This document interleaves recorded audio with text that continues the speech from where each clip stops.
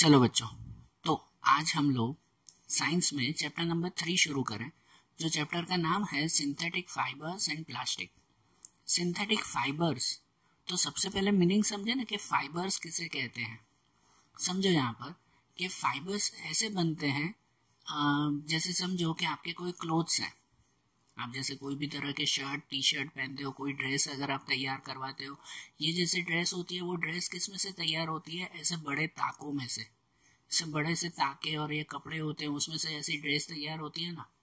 इन ताकों को हम लोग कहते हैं फैब्रिक्स। क्या कहते हैं? फैब्रिक्स कहते हैं। और ये फैब्रिक्स किस में से तैयार होते हैं? तो छोटे छोटे धागों में से, छोटे छोटे धागों में से। उन धागों को कहते हैं फाइबर्स। ठीक है, तो फाइबर्स मतलब सिंपल में कहलाया कि ऐसे कपड़े बनाने के लिए या दूसरे मटेरियल बनाने के लिए जो छोटे छोटे धागे यूज होते हैं ना, वो फाइबर्स कहलाते हैं। बरोबर ना। जैसे यहाँ एग्जांपल है कि समझो ये कॉटन के फाइबर्स हैं। कॉटन का प्लांट होता है ना, उनमें से ये छोटे छोटे धागे तैयार करते हैं, ये कॉटन फाइबर्स कहलाए। इन धागों को जॉइंट करके कलर करके उसमें से ये बड़े से ताके बनाते हैं, जिन्हें कहते हैं फैब्रिक्स। इन ताकों को क्या कहते हैं? फैब्रिक्स कहते हैं, जो आपकी दूसरी इमेज है। और फिर इन फैब्रिक्स में से तैयार करते हैं ये कॉटन के क्लोथ्स। तो ये कॉटन के फाइबर्स होते हैं, उनमें से कॉटन के फैब्रिक्स तैयार करते हैं और उनमें से फिर कॉटन के क्लोथ्स तैयार करते हैं। और ऐसे सिर्फ कॉटन के ही नहीं, कोई भी मटेरियल के। तो फाइबर्स मीन्स क्या, वो समझे ना। सबसे सिंपल के फाइबर्स मतलब ये छोटे छोटे धागे कहलाते हैं। ये फाइबर्स होते हैं ना, ये फाइबर्स दो टाइप के होते हैं। यहाँ ध्यान देना कि ये फाइबर्स दो टाइप के होते हैं, एक नेचुरल और दूसरे आर्टिफिशियल फाइबर्स। एक नेचुरल फाइबर्स होते हैं। नेचुरल फाइबर्स मतलब जो नेचर में से मिलते हैं, कि जैसे कि कॉटन है, सिल्क है, वुल है, शिप में से वुल मिलता है ना, ये सब नेचुरल, नेचर में से मिलते हैं हमें।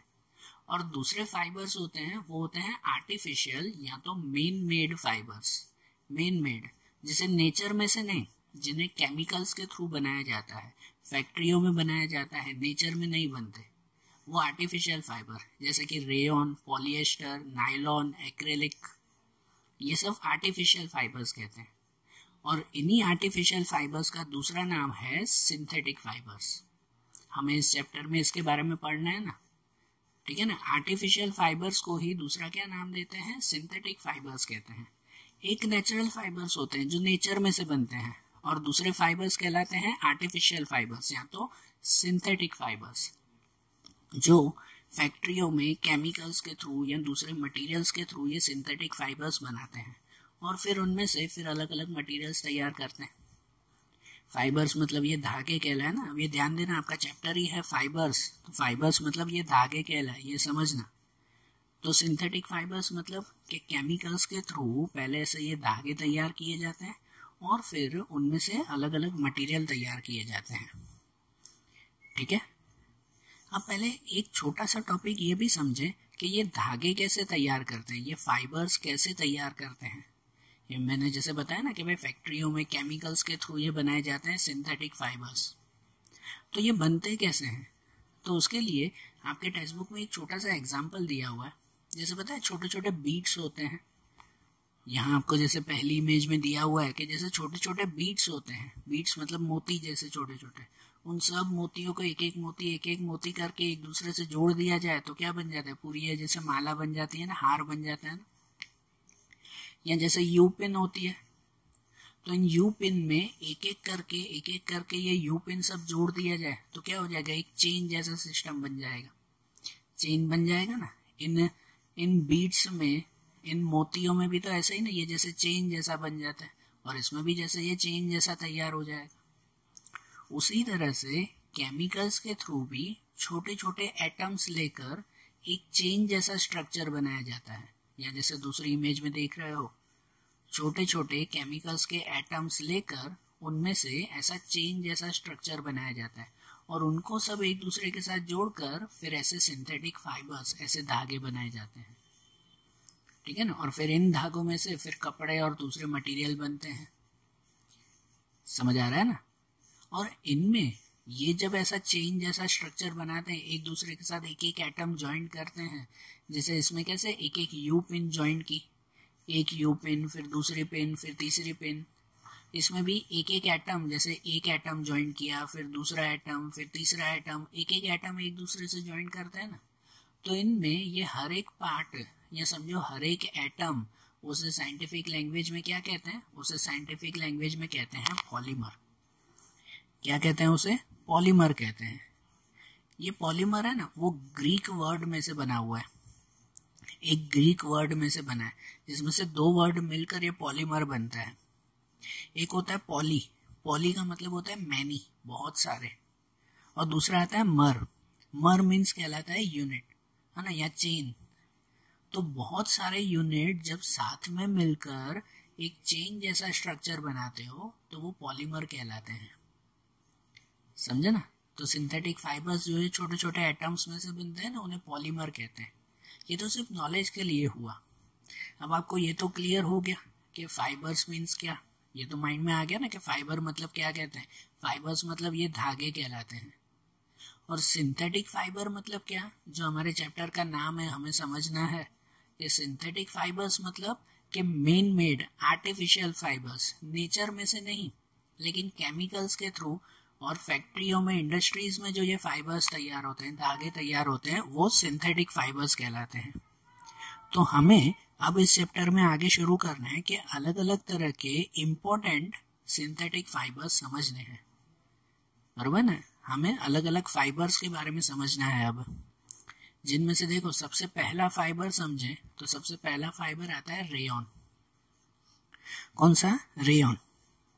रेयॉन ये पता है सिंथेटिक फाइबर है, मतलब कि आर्टिफिशियल है, मेन मेड है, फैक्ट्रियों में इसे बनाया जाता है। रेयॉन कॉपी है किसकी? सिल्क की। आपको सिल्क का कपड़ा पता है ना, सिल्क का क्लोथ ध्यान आया होगा ना। पता है आप लोग पहले के स्टैंडर्ड में पढ़ते थे कि सिल्क बनता है सिल्क वॉर्म में से, रेशम का कीड़ा होता है, उसमें से ये रेशम का कपड़ा बनता है, सिल्क बनता है ना उसमें से, है ना। सिल्क वॉर्म में से तैयार होता है, वो बहुत ही अट्रैक्टिव और बहुत ही शाइनिंग होता है। सिल्क का कपड़ा बहुत ही शाइनिंग होता है, लेकिन वो काफी महंगा आता है। सिल्क का कपड़ा कैसा होता है पता है? काफी महंगा आता है। तो इसकी वजह से पहले के टाइम में ये कपड़ा बहुत यूज होता था। सिल्क का कपड़ा भले महंगा होता था लेकिन यूज बहुत होता था। फिर धीरे धीरे लोगों ने सोचा कि इसका कोई ऑप्शन ढूंढना चाहिए, सिल्क का कपड़ा तो बहुत महंगा है, तो ऐसा ही कोई दूसरा कपड़ा तैयार होना चाहिए। तो इसकी वजह से सिल्क वॉर्म में से नहीं, लेकिन जो साइंटिस्ट थे ना, वो लेबोरेटरीज में, फैक्ट्रीज में सेम वैसा ही कपड़ा तैयार करने लगे। और फाइनली 19th सेंचुरी में ये कपड़ा तैयार हुआ, कि जिनमें से जो वुड आता है ना, लकड़ा जो आता है ना, उसको पिघलाकर उनमें केमिकल मिक्स करके ये रेयॉन का कपड़ा बनाया जाता है। तो जैसे सिल्क का कपड़ा होता है ना, समझो सेम वैसा ही केमिकल्स के थ्रू बनाया जाता है वो ये रेयॉन का कपड़ा। सिल्क का कपड़ा बहुत महंगा आता है, जबकि रेयॉन का कपड़ा दिखने में सेम टू सेम सिल्क जैसा होता है, एज इट इज सिल्क की तरह ही होता है ये रेयॉन का कपड़ा, लेकिन बहुत सस्ता मिलता है।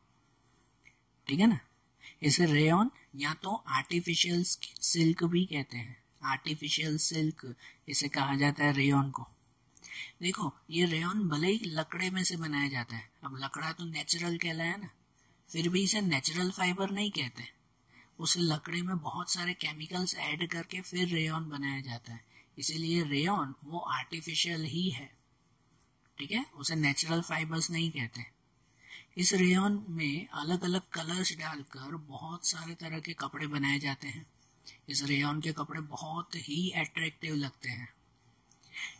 इवन फिर इस रेयॉन को कॉटन के साथ मिक्स करके, वूल के साथ मिक्स करके, फिर उसमें से अलग अलग चादर बनाई जाती है, शॉल बनाए जाते हैं। जो कारपेट आते हैं ना घर में, वो कारपेट्स बनाए जाते हैं रेयॉन में। मतलब रेयॉन अकेला नहीं, इसको कॉटन के साथ भी मिक्स किया जाता है, रेयॉन को, इसको जो है वो वूल के साथ भी मिक्स किया जाता है। फिर आप जैसे दूसरे फोटो में देख रहे हो, ऐसे शॉल बनाते हैं, क्लोथ्स बनाते हैं, इवन कारपेट बनाए जाते हैं। तो ये रेयॉन कितना यूजफुल है, बरोबर। दिखने में एकदम सिल्क जैसा शाइनिंग, एकदम चमकता हुआ, लेकिन बहुत ही सस्ता पड़ता है ये। तो जैसे रेयॉन के बारे में एक समझा ना, ऐसे ही दूसरा आता है, वो आता है नायलॉन।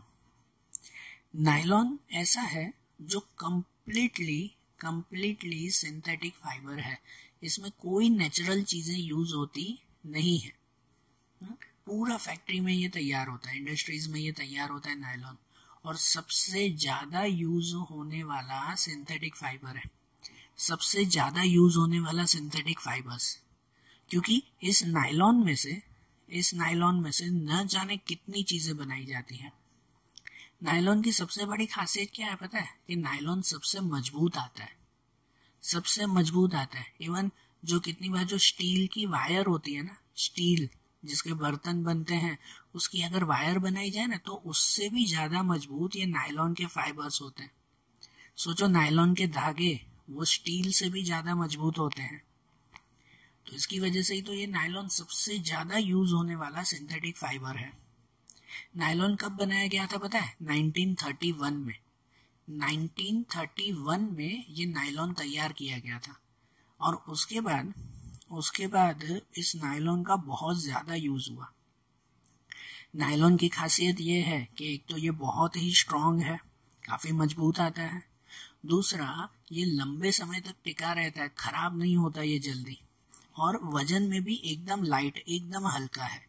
इसलिए नायलॉन में से कपड़े तो बनते ही बनते हैं। इसके अलावा भी बहुत सारी चीजें बनती हैं, जैसे कि उनमें से जो है वो आपके सॉक्स बनते हैं, इवन के रोप बनाई जाती है, बराबर ना? इवन ये रोप बनाए जाते हैं, सीट बेल्ट बनाई जाती है, स्लीपिंग बैग बनाए जाते हैं, टेंट बनाए जाते हैं इस नायलॉन में से गियर बनाए जाते हैं।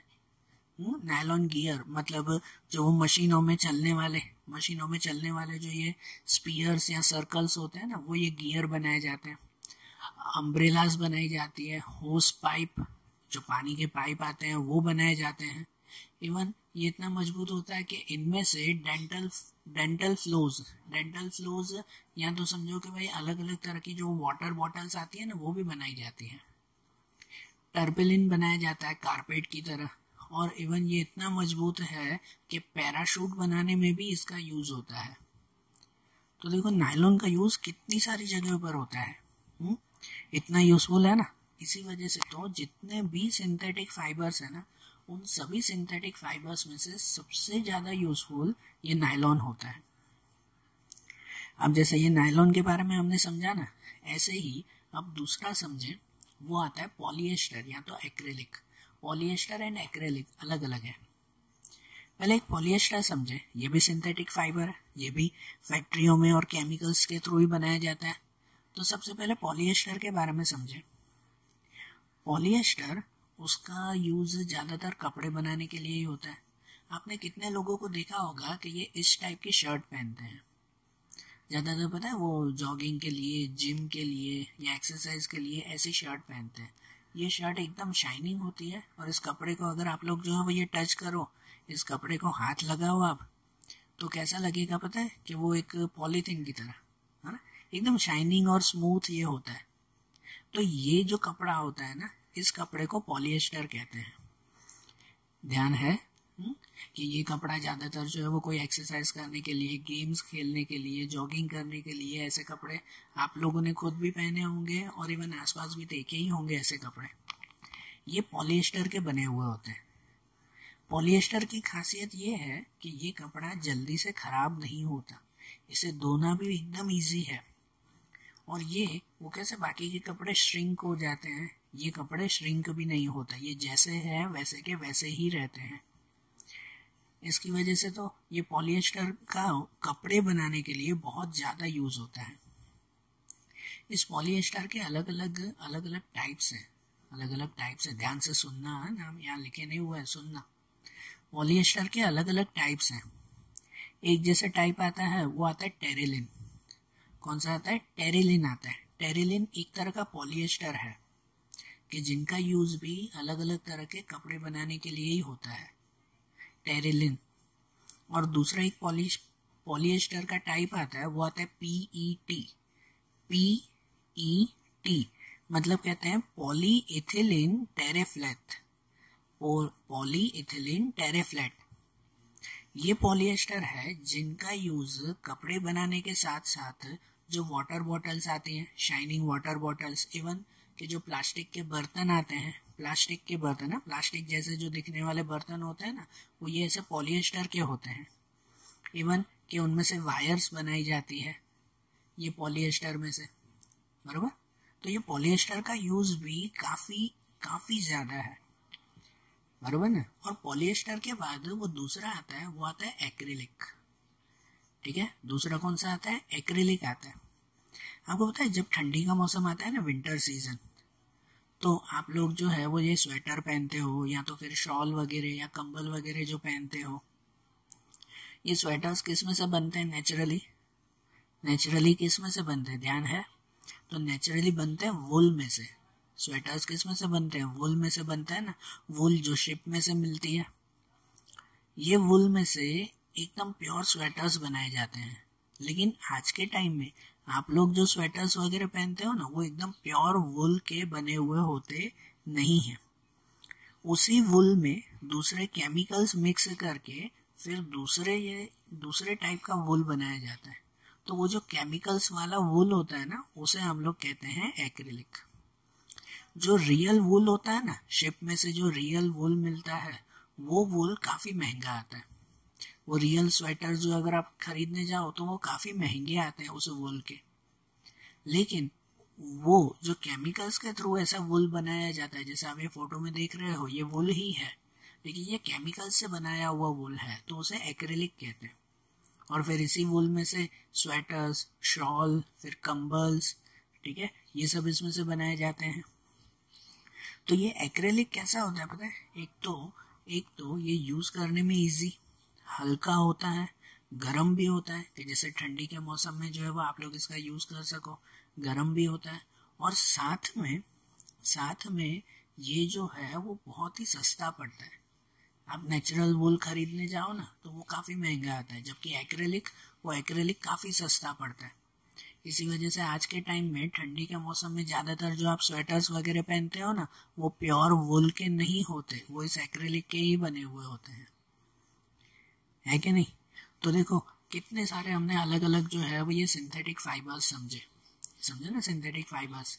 आज के टाइम में इन सिंथेटिक फाइबर्स का यूज बहुत ज्यादा बढ़ चुका है। नेचुरल चीजें कहाँ यूज होती है? प्योर कॉटन के कपड़े हम लोग पहनते हैं? नहीं, काफी कम। प्योर सिल्क के कपड़े, प्योर वुल के कपड़े बहुत ही कम पहने जाते हैं। जबकि ज्यादातर हम लोग जो यूज करते हैं ना, वो ऐसे ही आर्टिफिशियल या सिंथेटिक फाइबर्स ही हम लोग यूज करते हैं। ठीक है, तो ठीक है, इसके यूज बहुत ज्यादा है, लेकिन आपको पता है इन सिंथेटिक फाइबर्स के कुछ नुकसान भी हैं, काफी नुकसान भी हैं इसके। एक तो ये सिंथेटिक फाइबर्स होते हैं ना, कोई भी सिंथेटिक फाइबर, जैसे आगे हमने नायलॉन देखा, रेयॉन देखा, ये पॉलिएस्टर, ये एक्रिलिक। सुनना ध्यान से कि ये कोई भी सिंथेटिक फाइबर्स होते हैं ना, ये सिंथेटिक फाइबर्स में अगर जरा सी भी आग लग जाए ना, जरा सी भी आग लगे ना, तो बहुत जल्दी वो आग को पकड़ लेते हैं और बहुत जल्दी जल जाते हैं। ये सिंथेटिक फाइबर्स, ऐसे ये कपड़े, वो बहुत जल्दी जल जाते हैं। और दूसरा कि इवन जलने के बाद ये कपड़े हमारी स्किन के साथ चिपक जाते हैं और हमारी स्किन को भी डैमेज करते हैं। अगर आपने ऐसे कोई सिंथेटिक कपड़े पहने और जरा सी भी आग लग जाए ना, तो ये कपड़े तो जल्दी से जल ही जाएंगे, उल्टा ये कपड़े हमारी स्किन के साथ चिपक जाएंगे और हमारी स्किन को भी खराब कर देंगे, ठीक है ना, हमें भी जला देंगे। तो इसीलिए इनका ये फायदा जरूर है, लेकिन कुछ नुकसान भी है। इसलिए आपको पता है कि ज्यादातर ऐसे कहते हैं कि लेबोरेटरीज में, फैक्ट्रीज में या तो फिर किचन में काम करते वक्त जितना हो सके ऐसे ये सिंथेटिक फाइबर्स का यूज कम करना चाहिए, क्योंकि ये रिस्की होते हैं थोड़े। लेकिन ठीक है, ये एक रिस्क है इसमें, लेकिन उसके अलावा इनके फायदे भी तो इतने ज्यादा है ना, इतनी सारी चीजें भी तो बनती है ना इन सिंथेटिक फाइबर्स में से। आपके चैप्टर में एक टॉपिक दिया हुआ है सिंथेटिक फाइबर्स के लिए, वो है characteristics of synthetic fibres. Synthetic fibres के कैरेक्टरिस्टिक्स क्या क्या है, मतलब कि इनके फायदे समझो, या समझो कि इनके और क्या क्या क्या खासियत है सिंथेटिक फाइबर्स की। ये जो केमिकल्स में से कपड़े और ये फाइबर्स बनाए जाते हैं, इनके खासियत क्या क्या है। तो देखो, इनमें एक खासियत लिखी गई है, जिनमें सबसे पहले आता है वो आता है ड्राई अप क्विकली।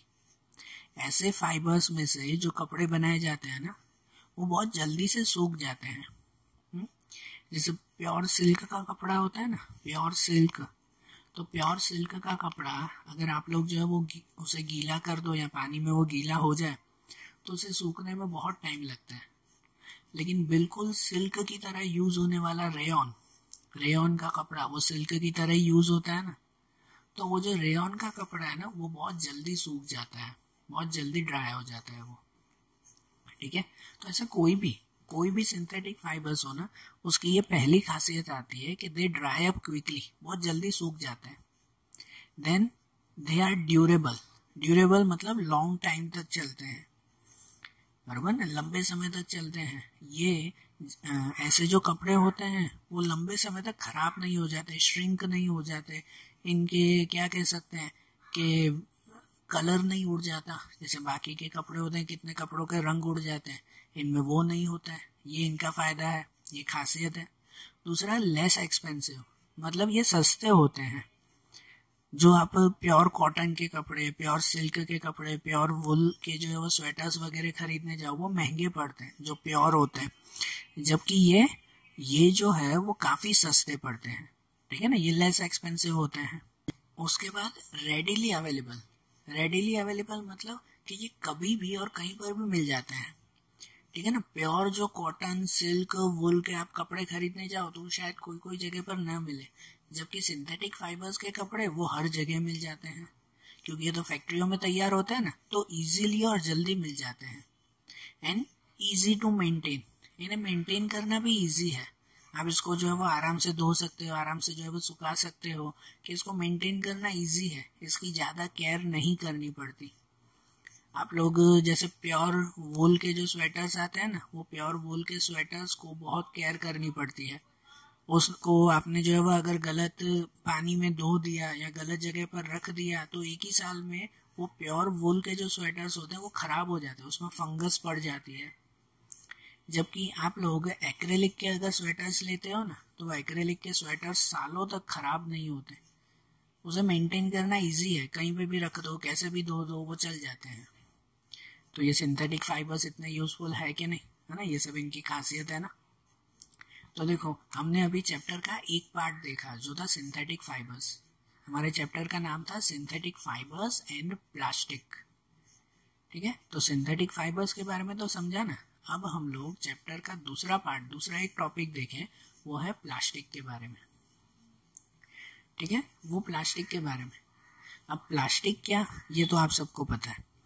आज का हमारा टाइम ऐसा आ चुका है कि जो प्लास्टिक की चीजों के बिना चलता ही नहीं है। हमारे घर में ऑलमोस्ट चीजें, जैसे आप ये फोटो में भी देख रहे हो कि घर की ऑलमोस्ट चीजें वो प्लास्टिक से बनी हुई होती हैं। ठीक है ना, वो प्लास्टिक से बनी हुई होती है। क्यों, इतनी सारी चीजें हम लोग प्लास्टिक की यूज करते हैं कि अब तो ऐसा ही लगता है कि जैसे अगर प्लास्टिक ना हो ना, तो जैसे हमारी कोई काम चले ही नहीं, बरोबर ना। ये प्लास्टिक जो है ना, ये प्लास्टिक भी एक तरह का समझो सिंथेटिक फाइबर्स ही है। फाइबर्स मतलब तो धागे कहते हैं, तो प्लास्टिक धागे में से नहीं बनता, लेकिन है ये मेन मेड, सिंथेटिक ही है, मतलब मेन मेड है, बरोबर। ये केमिकल्स के थ्रू ही ऐसा ये प्लास्टिक बनाए जाते हैं। प्लास्टिक के भी पॉलीमर्स आते हैं।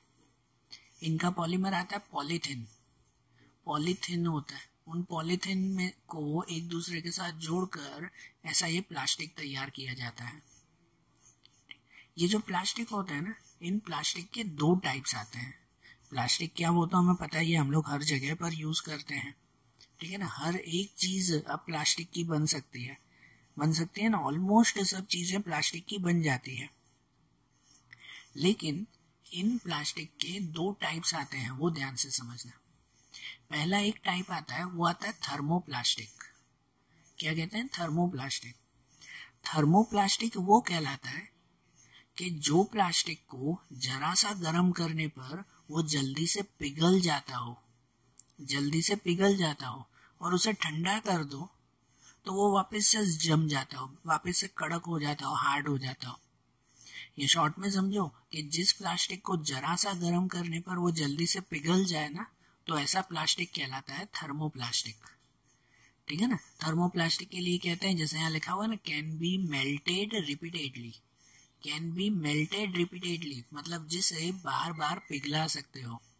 जैसे कि खिलौने आते हैं, खिलौने के अलावा आप लोगों को सबसे सिंपल होता है ना, आपके घर पे जो पानी की बॉटल्स होगी, वाटर बॉटल्स होती है कि नहीं, रेफ्रिजरेटर में पानी की बॉटल्स रखते हो ना, या कहीं बाहर घूमने जाते हो तो पानी की बोतल लेते हो कि नहीं। वो पानी की बोतल, उसका प्लास्टिक, वो प्लास्टिक की बनी हुई होती है। उसका प्लास्टिक कितना पतला होता है, उसे जरा सा गर्म करो तो पानी की बोतल पूरी की पूरी पिघल जाएगी। देखा होगा कि नहीं। ऐसी जो ये वाटर बॉटल्स आती हैं, उन्हें भी जरा सा भी गर्म करो तो वो जल्दी से पिघल जाएंगे, है ना। ऐसे यहाँ कोई बॉक्स होते हैं, या तो फिर ऐसे जो है वो ये डब्बे वगैरह होते हैं, खिलौने होते हैं, ये प्लास्टिक क्या होता है कि उन्हें जरा सा गर्म करो ना तो वो पिघल जाएंगे, मेल्ट हो जाएंगे। तो ऐसा प्लास्टिक कहलाता है थर्मोप्लास्टिक। और दूसरा एक टाइप आता है, उसे कहते हैं थर्मोसेटिंग प्लास्टिक। दूसरा क्या आता है, थर्मोसेटिंग प्लास्टिक। थर्मोसेटिंग प्लास्टिक वो होता है कि जिसे गर्म करने पर वो पिघलता नहीं है, जो गर्मी को सहन कर सकता हो, जो पिघलता नहीं है। जैसे उसके लिए कहते हैं ना कि once shaped can not be melted. ऐसे प्लास्टिक का यूज ज्यादातर इलेक्ट्रिक की चीजें बनाने में यूज होता है। आप लोग कोई भी जैसे जो है वो प्लग देखते हो ना, कोई भी प्लग जैसे 2 पिन या 3 पिन का प्लग आप लोग जब वो सॉकेट में डालते हो, आप बोर्ड में जब कोई भी प्लग होता है, आपके चार्जर का प्लग देखो, आपका चार्जर ही देखो, तो आपका चार्जर जो है तो प्लास्टिक का ही बना हुआ ना। कौन सा मटेरियल है वो प्लास्टिक ही है ना। आपके मोबाइल का चार्जर, आपके टीवी का जो प्लग आता है वो भी क्या है, प्लास्टिक का ही बना हुआ है ना। लेकिन ये प्लास्टिक को गर्म करने पर ये पिघलता नहीं है। ये प्लास्टिक क्या कहलाता है, थर्मोसेटिंग प्लास्टिक कहलाता है। समझ रहे हो। तो प्लास्टिक के ये 2 टाइप समझ में आए ना। थर्मोप्लास्टिक वो कहलाते हैं जो जल्दी से पिघल जाते हो, और थर्मोसेटिंग प्लास्टिक वो कहलाता है जो जल्दी से पिघलते नहीं हो। ध्यान आया प्लास्टिक के 2 टाइप्स के बारे में। अब इसके बाद दूसरा एक इसका टॉपिक देखें। वो टॉपिक है कि plastic as a material of choice. Plastic as a material of choice. आज जो है वो प्लास्टिक का यूज हर एक चीज में होता है। जैसे मैंने बताया आपको, घर की कोई भी खाने पीने की चीजें हो ना, पानी है, दूध है, या इवन कोई पिकल्स है, कोई आपके जो है वो ये ड्राई कोई भी जो वो नाश्ते वगैरह होते हैं, कुछ भी चीजों को स्टोर करना हो ना, तो प्लास्टिक आपके लिए सबसे इजी है ना। प्लास्टिक के डब्बे में स्टोर करके रख देते हैं। आपके किचन में देखा करो, ऑलमोस्ट चीजें प्लास्टिक के डब्बे में ही भरी हुई होगी, होती है कि नहीं। क्यों? क्योंकि ये जो है वो वजन में हल्का होता है, सस्ते में मिल जाता है, मजबूत होता है, इजीली लंबे समय तक चल जाता है। इसमें जो है वो हवा, पानी या दूसरी चीजें असर नहीं होती। आप कोई जो है वो ये लोखंड के या दूसरे कोई जो है वो बर्तन अगर रखो ना, तो वो उसमें क्या होता है पता है, काट लग जाती है, जंग लग जाती है, खराब हो जाता है ना। प्लास्टिक की चीजें तो खराब ही नहीं होती बिल्कुल, है कि नहीं। तो इसकी वजह से ऑलमोस्ट चीजें प्लास्टिक की ही बनाई जाती हैं। इवन कहीं हम लोग कहीं बाहर जाते हैं ना, आज के टाइम में तो पता है कार में जो कार को हल्की बनाने के लिए उनके स्पेयर पार्ट्स, उनके जो बॉडी वगैरह वो भी प्लास्टिक से बनाने की कोशिश करते हैं। इवन हवाई जहाज बनाने में या जो स्पेस क्राफ्ट बनाने में भी प्लास्टिक का यूज होता है। आज प्लास्टिक की तो जितना चाहो उतने आप लोग यूजेस ढूंढ सकते हो। आप जो है वो जो स्लीपर्स पहनते हो वो प्लास्टिक के होते हैं। आपके घर में कितने सारे फर्नीचर, मतलब जो चेयर टेबल्स, वो प्लास्टिक की बनी हुई होती है। कितने सारे शोपीस वगैरह होते हैं, घर को सजाने के लिए शोपीस रखते हो, वो प्लास्टिक के। आप लोग जो पेन वगैरह यूज करते हो स्कूल में, वो भी प्लास्टिक की। तो प्लास्टिक की कितनी सारी चीजें यूज होती हैं। तो वही यहाँ पर जो है वो प्लास्टिक की कुछ खासियत दी गई है, उसके कैरेक्टरिस्टिक दिए हुए हैं। Plastic as a material of choice में यहाँ पर उसके कैरेक्टरिस्टिक्स दिए हुए हैं। उसकी खासियत क्या है, तो प्लास्टिक की सबसे पहली खासियत यह है कि it is non reactive. Plastic ऐसी चीज है कि जिसके ऊपर कोई चीज का रिएक्शन होता ही नहीं है। आप लोग पता है, जैसे मैंने अभी बताया, लोखंड जैसी चीजें होती है ना, लोखंड की चीजें पानी में या हवा में खुला रख दो ना, तो उसके ऊपर काट लग जाती है, जंग लग जाती है, होता है कि नहीं ऐसा। लेकिन प्लास्टिक ऐसा है, वो नॉन रिएक्टिव है, उसे भले हवा में रखो, पानी के अंदर डुबा के रखो, कुछ भी करो, प्लास्टिक के ऊपर कोई चीज का असर होता नहीं है, वो वैसा का वैसा ही रहता है। तो इसलिए प्लास्टिक क्या है, नॉन रिएक्टिव है। दूसरा क्या कहता है, it is light, strong and durable. Plastic जो है वो लाइट है, हल्का है एकदम, इसकी वजह से तो उसका हर चीज बनाने में यूज होता है ना, कि वो हल्का है, स्ट्रॉन्ग है, मजबूत है, इतना मजबूत है कि कितनी प्लास्टिक की चीजें होती है ऊपर से गिर भी जाए ना तो भी कोई टूटती नहीं है। हाँ, एकदम हल्का प्लास्टिक हो तो वो बात अलग है, लेकिन कितनी सारी प्लास्टिक की चीजें होती है। जैसे आप लोग जो है वो ये चेयर, घर में चेयर यूज करते हो ना, प्लास्टिक की चेयर पे बैठते हो, तो आप लोग पूरा ह्यूमन वहां बैठ जाता है, मतलब कि इंसान बैठ जाता है उसके ऊपर।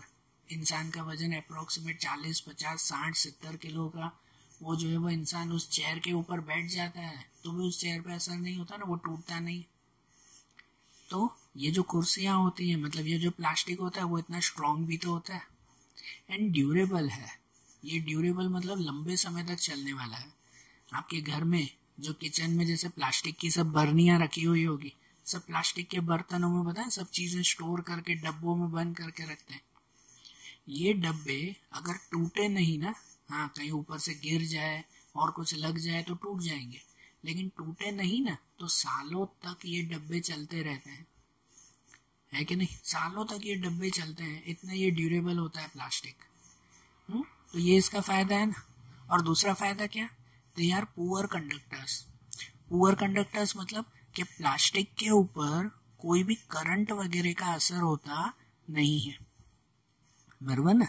प्लास्टिक के ऊपर कोई करंट का असर नहीं होता, कि उसमें से करंट पास होता ही नहीं है। तो इनकी वजह से कितनी बार जो है, जो इलेक्ट्रिक चीजें होती है ना, वो बनाने के लिए भी प्लास्टिक का यूज होता है। अभी जैसे बताया ना, आपके जो टीवी या कोई भी चीज के प्लग होते हैं, आपके चार्जर्स वगैरह होते हैं, मोबाइल होता है, इनकी बॉडी भी तो कितनी सारी प्लास्टिक्स के मटेरियल के मिक्सचर से ही बनती है। तो ये प्लास्टिक पुअर कंडक्टर है, तो इसकी वजह से इनका यूज इलेक्ट्रिसिटी के लिए भी होता है। तो है कि नहीं, प्लास्टिक तो कितना यूजफुल है। मैंने पहले ही आपको ये सेंटेंस बताया कि प्लास्टिक आज इतना यूजफुल है हमारे लिए कि शायद प्लास्टिक के बिना हमारी लाइफ पॉसिबल हो ही नहीं पाती, बरोबर।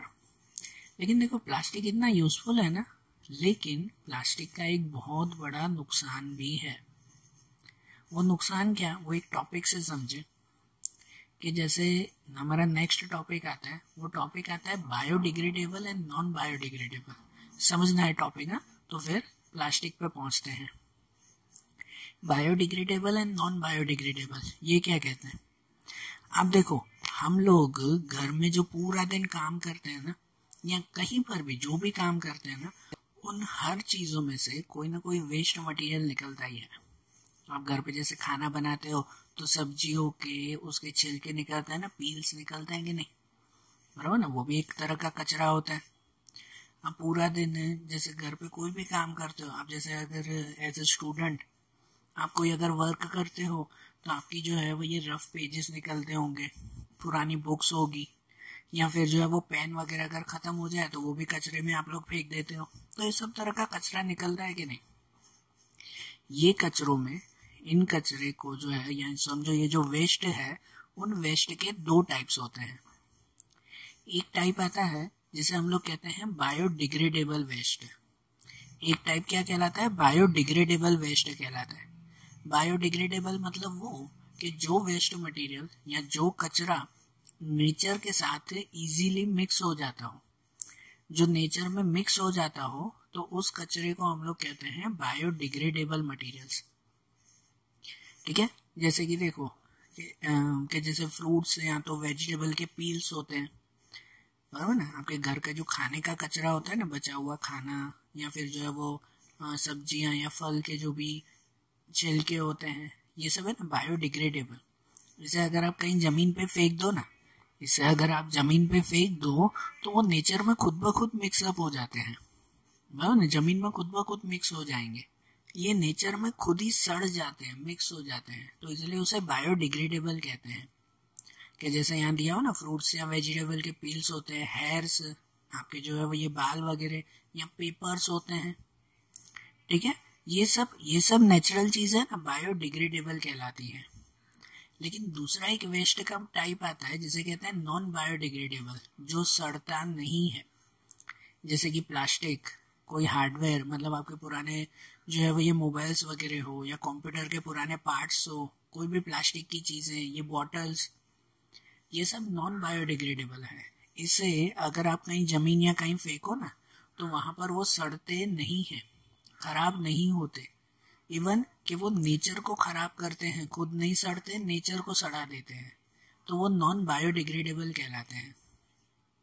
और जो हम प्लास्टिक के बारे में पढ़ रहे थे ना, तो प्लास्टिक का सबसे बड़ा नुकसान यही है कि ये नॉन बायोडिग्रेडेबल है। प्लास्टिक सड़ता नहीं है। हम लोग प्लास्टिक का हर जगह यूज करते हैं।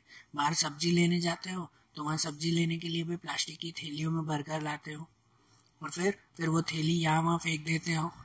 घर पे जो आप लोग जो है वो कोई भी आप लोग होमवर्क या कुछ करते हो तो पेन लिखते हो ना, तो पेन जो है वो ये लिखते लिखते खत्म हो गई, तो वहीं खिड़की से सीधा बाहर रास्तों पर, तो वो पेन क्या वहां सड़ जाती है? नहीं, वो उल्टा जमीन में जाकर जमीन को सड़ाती है, जमीन को खराब करती है, ठीक है ना। आपको टेक्स्ट बुक में एक टेबल दिया हुआ है ये चीज समझने के लिए। यहाँ समझना कि यहाँ टाइप्स ऑफ वेस्ट दिया हुआ है और उसे सड़ने में कितना टाइम लगता है वो कुछ यहाँ पर दिया हुआ है। कि जैसे कि एक यहाँ पर दिया हुआ है, पहला है peels of vegetable, fruits, left over food stuff, आपका बचा हुआ खाना या सब्जी, फ्रूट्स के छिलके, उन्हें 1 to 2 वीक्स लगता है, 1-2 हफ्ते लगते हैं, वो नेचर में मिक्स हो जाते हैं, नेचर को खराब करते नहीं है। ये बायोडिग्रेडेबल कहलाते हैं, मतलब वो नेचर को खराब नहीं करते, नेचर में मिक्स हो जाते हैं। पेपर है, पेपर को 10 to 30 डेज लगते हैं, वो नेचर में ये भी मिक्स हो जाते हैं, बायोडिग्रेडेबल है। कॉटन क्लोथ है ना, कॉटन क्लोथ अगर यहाँ कहीं पर फेंको जमीन पर तो उसे 2 to 5 मंथ लगते हैं, 2 से 5 महीने, लेकिन वो भी नेचर में मिक्स हो जाते हैं, फिर नेचर को खराब नहीं करते। जो वुड है, वुड को 10 to 15 ईयर्स लगते हैं, 10 से 15 साल लगते हैं उसे सड़ने में, लेकिन ये वुड भी बायोडिग्रेडेबल है, वो खुद ही सड़ जाता है, वो नेचर को खराब नहीं करता। जो वुलन क्लोथ होते हैं ना, वुल के कपड़े, उसे अबाउट अ ईयर, 1 साल लगता है, लेकिन वो भी बायोडिग्रेडेबल है, वो भी नेचर में मिक्स हो जाता है, खराब नहीं करता उसे। लेकिन टिन, एल्यूमिनियम या दूसरे जो मेटल कैंस होते हैं, मेटल से बने हुए जो बर्तन होते हैं ना, उसे 100 से 500 साल लगते हैं, 100 से 500 साल। अगर आप कोई टिन का बर्तन या कुछ कहीं रास्ते पर फेंक दो ना, तो उसे 100 से 500 साल लगते हैं, और वो भी वो सड़ता नहीं है, ये नॉन बायोडिग्रेडेबल है। वो सड़ता नहीं, उल्टा जमीन को खराब करता है, वो उसे पॉल्यूट करता है। और प्लास्टिक बैग या प्लास्टिक की कोई भी चीज है, सेवरल ईयर्स, यहाँ तो सिर्फ सेवरल ईयर्स है, लेकिन अंदाजे से कहा जाता है उससे 5 से 10 लाख साल लगते हैं। प्लास्टिक ऐसी चीज है कि जिसे सड़ने में 5 से 10 लाख साल इतना लगता है। ये भी नॉन बायोडिग्रेडेबल है, मतलब वो भी सड़ता नहीं, उल्टा जमीन को पॉल्यूट करता है। तो हम प्लास्टिक की चीजें यूज करो, कोई बुराई नहीं है उसमें, हम हर जगह यूज करते हैं, लेकिन उसका जो निकाल करते हो ना आप लोग, मतलब उसे कहीं पर आप फेंकते हो ना, तो वो सही जगह पर वो निकाल करना चाहिए। यहाँ वहां फेंकने से वो जमीन खराब हो जाती है, ठीक है ना, वो नेचर को पॉल्यूट करता है ये प्लास्टिक। आप लोग ऐसा कहते हो कि हाँ भाई पेन लिखते लिखते खत्म हो गई, सीधा खिड़की से बाहर फेंक दिया हमने, तो आप तो ऐसा कहते हो ना, मेरी एक पेन फेंकने से क्या फर्क पड़ता है। लेकिन बच्चों, क्या आप लोग एक पेन कहते हो, यही मानने वाले आपके घर में, आपके स्कूल में हर बच्चा यही माने ना, तो नेचर में हजारों पेन चली जाती है। सब बच्चे यही कहते हैं, एक पेन से क्या होगा, एक पेन से क्या होगा, और ऐसे कहते कहते नेचर में हजारों प्लास्टिक की पेन चली जाती है, और वो नेचर को हद से ज्यादा नुकसान पहुंचाते हैं। तो हमें प्लास्टिक की चीजें यूज करनी है, मना नहीं है, लेकिन सोच समझ कर, ऐसे नहीं कि हम लोग उससे नेचर को नुकसान पहुंचाए। तो बचाने के लिए क्या करें हम लोग? तो बचाने के लिए क्या करना चाहिए? हमारे टेक्स्ट बुक में आखिरी और बहुत इंपॉर्टेंट पॉइंट दिया हुआ है कि अगर आप लोग प्लास्टिक की चीजें यूज करते हो भले करो, लेकिन उसे बचाने के लिए ये चीजें हमें अपनानी चाहिए। 4R कहते हैं हम लोग, कहते हैं उसको 4R मेथड। 4R मतलब 4R, जिसमें 4R में पहला आता है रिड्यूस, दूसरा रीयूज, फिर रिसाइकल एंड फोर्थ रिकवर। ये 4 चीजें, बराबर।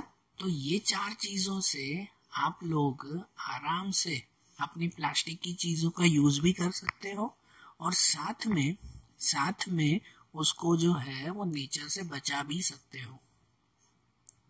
तो कैसे, कौन कौन सी चीजें? जैसे पहले अगर आप लोग जो है वो रिड्यूस समझो ना, तो रिड्यूस का मतलब होता है कि कम चीजें यूज करना, कम करना। जितना हो सके प्लास्टिक की चीजों का यूज कम करो, बाकी चीजों का यूज कम करो। हम लोग से प्लास्टिक के बारे में समझ रहे हैं तो उन चीजों का यूज कम करो। जैसे बाहर सब्जियां लेने जा रहे हो तो घर से अपनी कपड़े की थैली लेकर जाओ, प्लास्टिक की चीजें मत यूज करो उसमें। सही बात है ना, ये रिड्यूस। या दूसरा होता है रीयूज। रीयूज का मतलब होता है फिर से यूज करना। आप लोग कोई प्लास्टिक की चीजें कोई भी यूज करते हो ना, बराबर ना, कोई भी जब प्लास्टिक की चीजें आप लोग यूज करते हो तो उसे यूज करके फेंक मत दो। अगर उसका रीयूज हो सकता हो तो रीयूज करो। जैसे आप बाहर से जो है वो कोई एक बॉर्नविटा की डब्बी लेकर आते हो, सुनना ध्यान से, ठीक है ना, घर पे यूज करते ही हो कि जैसे आप बाहर से कोई बॉर्नविटा का डब्बा लेकर आते हो तो वो जो है वो प्लास्टिक का ही बना हुआ होता है। उसमें से बॉर्नविटा यूज किया, डब्बा खाली हो गया, तो वो खाली डब्बा फेंक नहीं देना है हमें क्या करना है फिर, या उस खाली डब्बे में फिर और कोई चीजें यूज कर सकते हो ना, आप कर सकते हो कि नहीं, कि उस खाली डब्बे में फिर आप लोग जो है वो घर की कुछ दाल वगैरह या फिर जो है वो कोई दूसरा सामान उसमें स्टोर करके रख सकते हो ना। इसे रीयूज कहते हैं। आप कोई मॉल वगैरह जाते हो तो वहां से कुछ कपड़े खरीद कर लाते हो तो आपको बड़ा सा एक प्लास्टिक का बैग देते हैं, है ना, बड़ा सा मॉल में बड़ा सा वो थैली देते हैं। तो घर पे आकर उस थैली को फेंक नहीं देना है। इवन उस थैली का फिर आप सब्जी खरीदने के लिए यूज कर सकते हो, दूसरी जगह पर यूज कर सकते हो। इसे कहते हैं रीयूज करना। फिर तीसरा आता है रिसाइकल करना, ठीक है। रिसाइकल, तो रिसाइकल का मतलब क्या होता है कि आपकी जो चीजें हैं उसको पिघलाकर फिर से नई चीजें बनाना। यह आप घर पे नहीं कर सकते, लेकिन आप लोगों को ध्यान होगा कि आपकी सोसाइटी में सब जो है वो वेस्ट मटेरियल खरीदने के लिए वो भंगार वाले आते हैं ना, भंगार वाले। तो आपके घर पे कोई भी मटेरियल अगर जमा हो जाए ना, जैसे आपकी पुरानी बुक्स होती हैं, प्लास्टिक की चीजें होती हैं, आप घर पे जब पेन यूज करते हो ना या कोई भी चीज है, स्केल है, शार्पनर है, तो ये टूट जाए ना तो खिड़की के बाहर मत फेंका करो। अपने घर पे एक छोटा सा बॉक्स बना लो, छोटा सा बॉक्स साइड में रख दो, और आपकी प्लास्टिक की कोई भी चीजें खत्म हो जाए ना, पेन खत्म हो गई, शार्पनर टूट गया, स्केल टूट गई, तो बाहर फेंकने से अच्छा है उस प्लास्टिक के डब्बे में डाल दिया करो। तो 1 महीने, 2 महीने, 6 महीने, 1 साल में वो प्लास्टिक का डब्बा जब भर जाए ना, पूरा प्लास्टिक का डब्बा ही, उसमें से प्लास्टिक की चीजें डाला करो। फिर वो प्लास्टिक का डब्बा भर जाए ना तो एक भंगार वाले को दे दिया करो। आपको भंगार वाला कुछ पैसे भी दे देगा, और इवन वो जो भंगार वाले होते हैं ना, ये प्लास्टिक की चीजें ले जाकर फिर फैक्ट्रियों में, कंपनियों में दे देते हैं, और फिर वहां पे उनका रिसाइकल होता है। ये रिसाइकल मतलब उसी प्लास्टिक को पिघला कर फिर दूसरी चीजें बनाते हैं, तो जिससे आपका वो प्लास्टिक नेचर में तो नहीं जाएगा ना, नेचर को तो खराब नहीं करेगा ना। तो ऐसा रिसाइकल करवाना चाहिए उन चीजों का, या तो फिर रिकवर करना या तो रिफ्यूज करना। रिफ्यूज का मतलब तो ये होता है चीजों का मना कर देना। जैसे आपको पता है अभी तो सरकार खुद ही कहती है कि प्लास्टिक की थैलियां बंद कर दो, ठीक है ना। या रिकवर करने का मतलब ये होता है कि उनका दूसरी जगह पर यूज करना। जैसे आपको पता है वेस्ट में से बेस्ट आप लोग तैयार करते हो।